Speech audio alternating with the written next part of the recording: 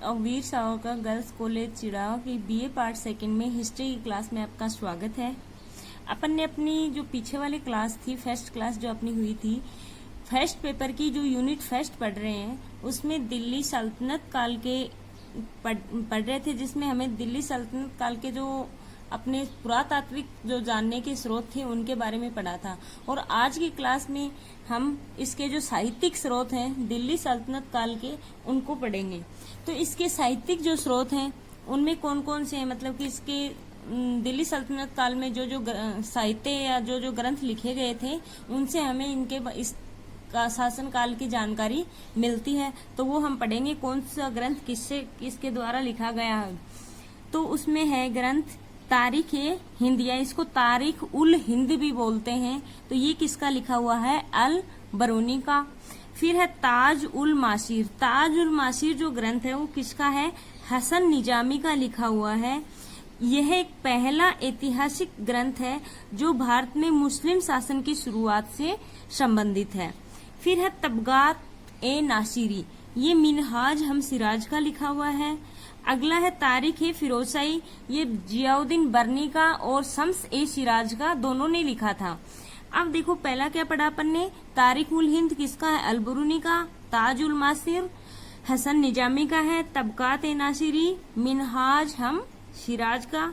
तारीख फिरोजशाही जियाउद्दीन बरनी और शम्स ए सिराज का। इसके बारे में हम डिटेल से भी पढ़ेंगे तारीख फिरोजशाही के बारे में, तो वो आगे देखेंगे। अब अपना जो ग्रंथ था ताज उल मासिर अपन ने देखा है किसका लिखा हुआ था? हसन निजामी का। कब लिखा था? 1205 ईस्वी में। 1191 से 1217 तक की घटनाओं का वर्णन किया गया है किसमें? ताज उल मासिर में। और इसमें जो हसन निजामी था उसने ज्यादातर खुद की लड़ाइयों का इसमें क्या किया है? विवरण दिया है। अपन ने जो देखा है तबकात ए नासिरी मिनहाज हम सिराज का जो लिखा हुआ था, मिनहाजुद्दीन सिराज का जो लिखा हुआ है, यह एक विस्तृत पाठ है। सिराज धार्मिक कट्टर होते हुए भी अपने कट्टरता से मुक्त वर्णन इसमें किया है। अब अपन ने जो देखा था तारीख फिरोजशाही, जो मैंने बताया था जियाउद्दीन बरनी का है। इसमें जियाउद्दीन बरनी जो एक महान विद्वान या महान विचारक, जो एक महान इतिहासकार था, उसने इसमें सुल्तान बलबन के जो पहले शुरू के जो 6 वर्ष थे उसके शासनकाल की अवधि से लेकर पूरे सियासत तक की घटनाओं को बताया है। यह एक कट्टर मुस्लिम था। कौन? जियाउद्दीन बरनी। इसके अन्य ग्रंथ कौन कौन से हैं? इनायत ए बिलाही, हसरतनामा और फतवा ए जहानारी। तो तारीख फिरोजशाही किसका है? जियाउद्दीन बरनी का। और इसी को तारीख फिरोजशाही को दूसरा जो इतिहासकार है शम्स ए सिराज या हाफिज भी बोलते हैं उसको, इसने भी लिखा है। इसने कौन सी घटनाओं का वर्णन किया तारीख फिरोजशाही में? यह जो शम्स ए सिराज है ये सुल्तान फिरोज शाह का दरबारी था। जो सुल्तान फिरोज शाह का दरबारी था इसने इस ग्रंथ में लिखा है फिरोज शाह तुगलक के काल के जो घटनाएं हैं, उसका प्रशासन है, समाज है तथा सांस्कृतिक जीवन के जो भी विवरण है उनको दिया है। लेकिन इसकी सब महत्वपूर्ण बात क्या है कि इसने फिरोज शाह के शासन काल के बारे में तो बताया है, लेकिन फिरोज शाह के संरक्षण में रहते हुए ग्रंथ तैयार नहीं किया था। इसने ये ग्रंथ अमीर तैमूर के आक्रमण के बाद में तैयार किया है। क्या बताया इसमें? इसने फिरोज शाह तुगलक के काल की घटनाओं का वर्णन तो किया है शम्स ए सिराज ने, लेकिन इसने इसके शासन काल के दौरान या इसके संरक्षण में ये ग्रंथ तैयार नहीं किया था। अब अपना अगला जो है अपना नेक्स्ट जो है वो है फुतूहात ए फिरोजशाही। जो फुतूहात ए फिरोजशाही ये है जो अपना फिरोज शाह तुगलक जो था उसके द्वारा लिखा हुआ एक छोटा सा पाठ है। इस ग्रंथ को लिखने का सुल्तान फिरोज का प्राथमिक उद्देश्य एक आदर्श मुस्लिम शासक के रूप में खुद को सही ठहराना था। इस ग्रंथ में जो फिरोज शाह तुगलक है इस ग्रंथ के माध्यम से खुद को सही ठहराना चाहता है और यह सुल्तान फिरोज के प्रशासन के विषय में उपयोगी सूचना भी प्रदान करता है। कौन सा ग्रंथ है? फुतूहात ए फिरोजशाही। किसने लिखा था? फिरोज शाह तुगलक ने लिखा था अपने आप को सही ठहराने के लिए।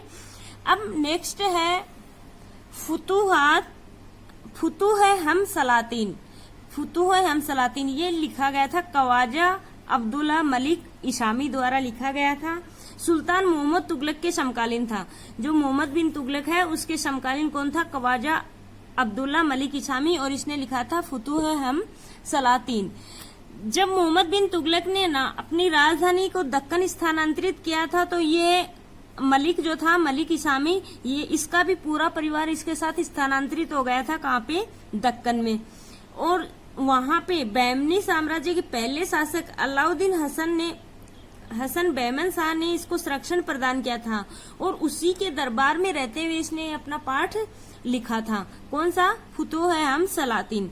किसका दरबारी था ये किसके समकालीन था? मोहम्मद बिन तुगलक के समकालीन था। मोहम्मद बिन तुगलक ने जब अपनी राजधानी को दक्कन स्थानांतरित किया तो ये भी उसके साथ दक्कन चला गया था पूरे परिवार के साथ। वहां पे बैमनी साम्राज्य का जो शासक था अलाउद्दीन हसन, उसने इसको संरक्षण प्रदान किया और उसी के दरबार में रहते हुए अपने पाठ को लिखा था। अब नेक्स्ट है रेहला।